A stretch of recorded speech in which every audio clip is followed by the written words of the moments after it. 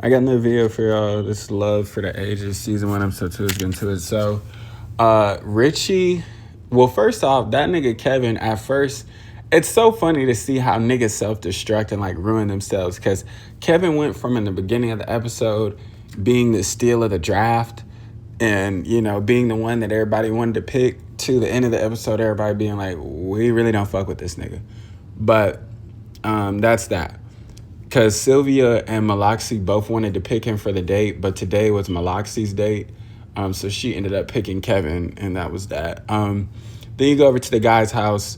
Richie picks Jennifer, and he picks her with a kiss. I'm like, damn, Richie. Like, and mind you, Jennifer didn't even think that he was going to pick her because she was like, we haven't really spent that much time together. He thought she was going to pick somebody else. So Gabriella,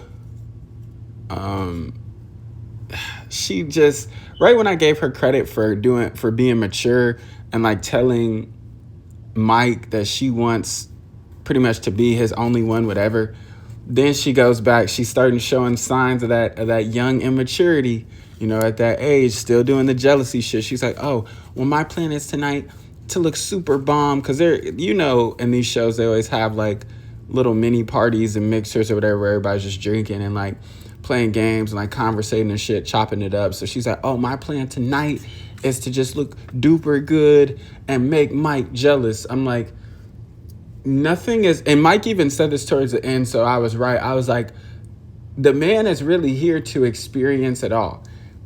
He's mature enough. See, one of these young niggas, they would be pressured and they would make a decision off rip. Veterans don't do that.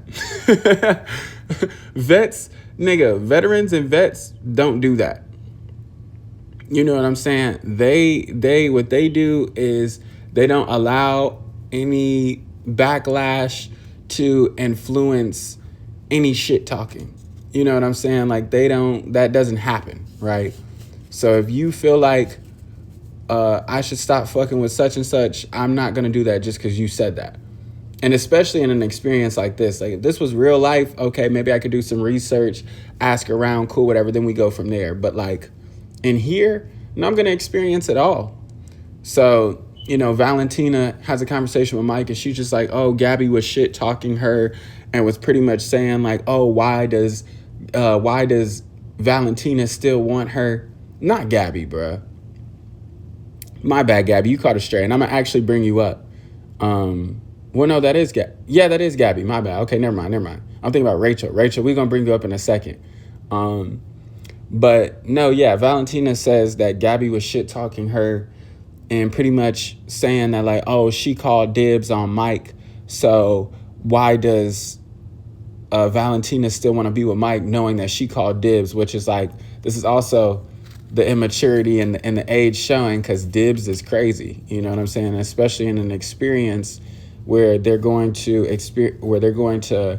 you know, have fun with multiple other people. It's just like, But one thing women aren't used to is competing with another woman. They don't like that. They hate that. Men, we always have to compete. You're never gonna not have to.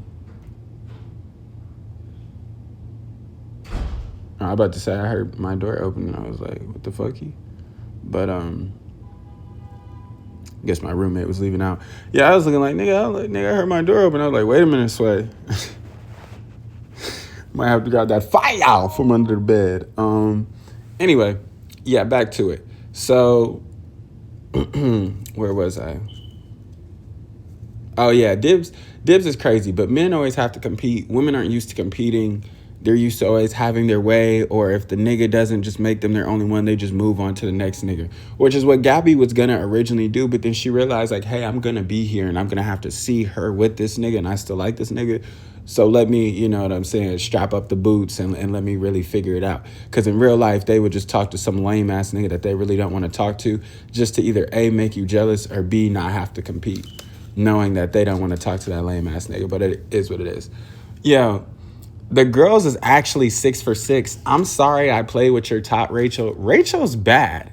And Rachel is also, and honestly, in terms of like looks, I don't know where she's been. Like, I know what you're thinking, like, bro, you seen her when... No, like, I wasn't seeing her before. That's my bad, Rachel. Rachel, you bad, for sure. And you a steal of the draft. We haven't really heard that much from Rachel, but just in terms of physical attraction, I think she's above both Valentina and Gabby. But that's none of my business. I really don't know how her mind works. Of course, like I said, she had like one convo with Richie, but Richie was... I don't want to say he wasn't feeling it, but for him to choose... Jennifer, it was just like, okay, like I guess we won't really be hearing from Rachel. So the girls are actually 6 for 6. They're all either attractive in their own way, or they have something about them.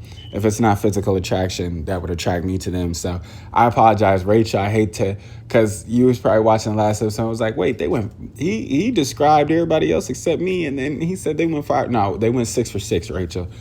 And if they count you out, baby, count me in. What is you talking about? It's your boy. What is you talking about? But anyway, yeah, so Mark wants a one-on-one with Maloxy, and she talking about some, why?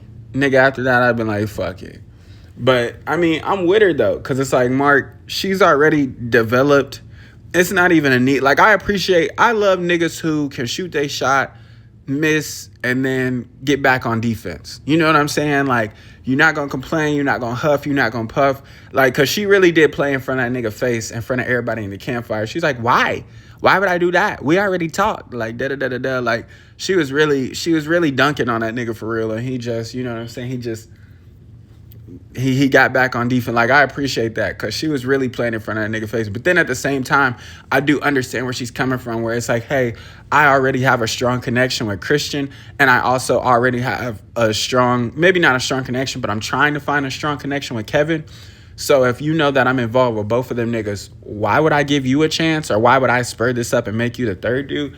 And then honestly, too, like, Mark, he's damn near like Rachel, but not in terms of like, oh, nobody's picked him. Like, for the guys, they were gonna have to apply pressure. Like, yeah, the women see who they like, and they're gonna naturally be drawn to those guys. But as a guy, you're just always gonna have to apply the pressure first, regardless of if she, you know, it's different if she wants you. I mean, even then, you're still gonna have to do it in the real world. And here it might be a little bit different.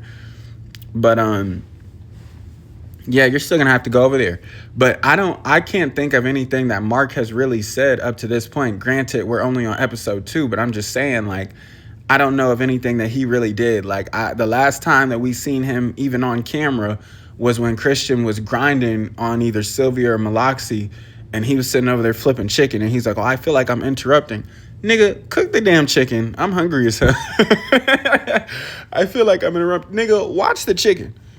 I'm hungry than a bitch. Like, I don't care about that nigga putting his dick in her face. That has nothing to do with me. Flip that motherfucking chicken. I knew they should have put me on the chicken station. They got me in here making sides, nigga. Keep me on the chicken. You playing. Oh, they're looking at him. But, yeah. Valentina, after a couple drinks, a couple dancing, a little bit of dancing, she takes Mike outside, and she's like, oh, like, it's sad that I'm pouring out my heart to you, and I'm being genuine, and I'm telling you all this information about me, and you're still entertaining Gabby. And she's like, Gabby's just here for clout. Like, she's not really here for you or whatever. And Mike is pretty much just letting her talk. Like, he's not really saying nothing, but in his confessional, he says what I already said, which is that nigga's not going to base a decision about how he wants to go about talking to one of y'all or being with one of y'all by listening to you guys shit talk each other. Like, that's not how that's gonna go. So he's not really saying anything. He's listening, but he's not admitting like, oh yeah, I'm not gonna do X, Y, and Z with her. You know what I'm saying? Like, he's not even saying that. So what happens is she goes upstairs, and she's in the bedroom. She's like, I'm leaving. Like, she's going up. She's like, I'm leaving, I swear. Which, she's just drunk, of course. But she's like, oh, I'm leaving. Like, I'm done. Like, I'm leaving. Like, fuck this. Like, yelling and shit like that. Luckily, from what it looked like, I couldn't see. But from what it looked like is nobody was in the bedroom. So she was doing that on her own. But I about to say, she come in here, nigga, doing this show. Are we sleeping? Like, oh, I'm leaving. I'm done. Fuck this. Fuck it. Bitch, go to bed. Go to bed. You know what I'm saying? Like, we're please don't come up here with that. If you are going to leave, can we leave quietly? Can we make an exit quietly? You know what I'm saying? Or can we take our temper tantrum outside, downstairs, anywhere but where we're sleeping? But luckily nobody was in there, so it just is what it is.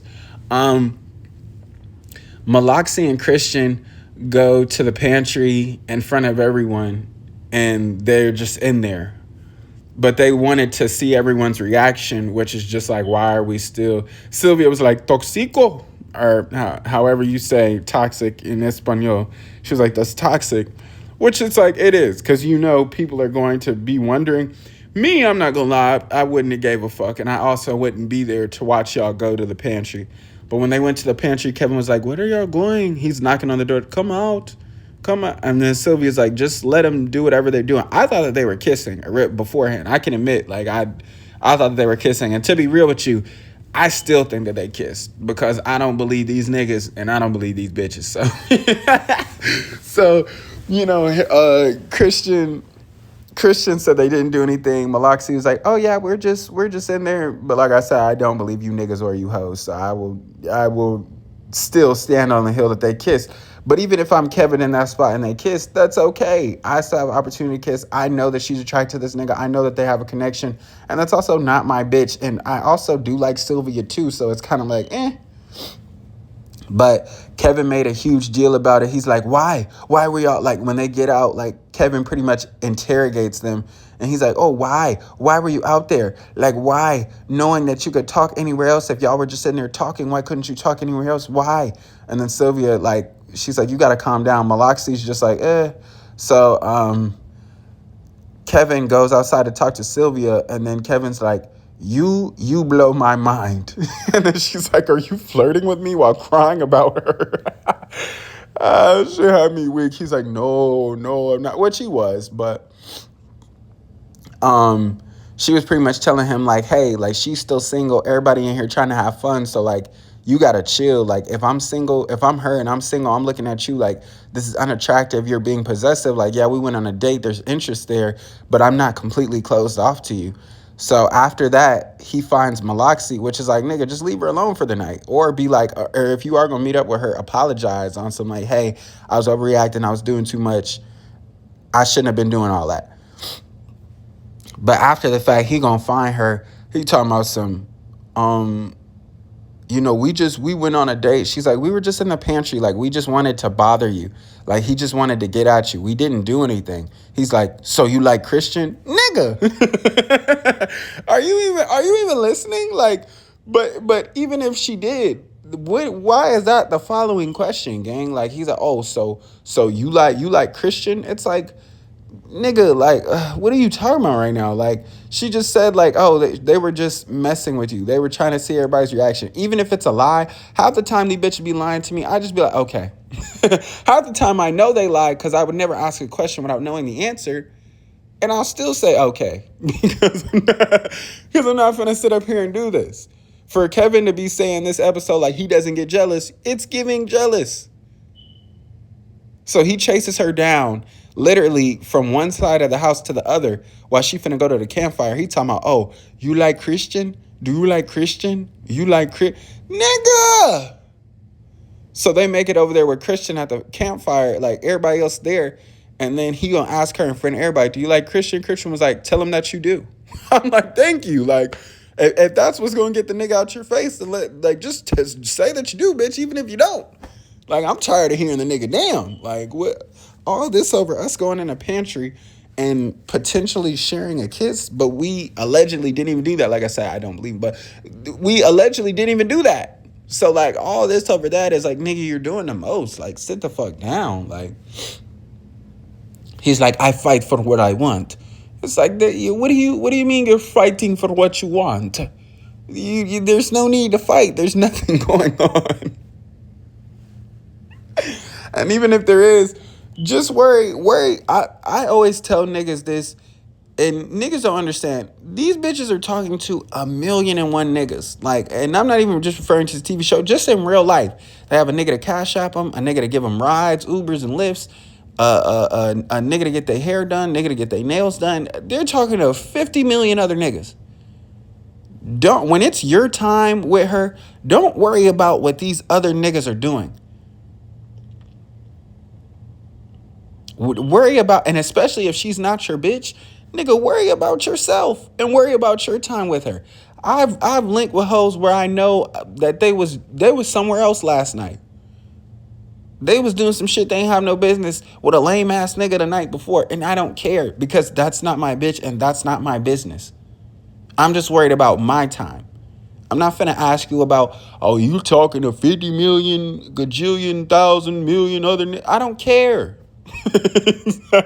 I don't care. I know you're talking to other niggas. I know they're patting your pockets. I know you're out, like, I know all of this. I'd be a fool to assume it's me and only me. Like, that's just stupid. I know better than that. Like, just worry about yourself, worry about your time. So that's how the episode ends. But yeah, that's the end of this one. Don't forget to like and subscribe, share, catch your friends. Go.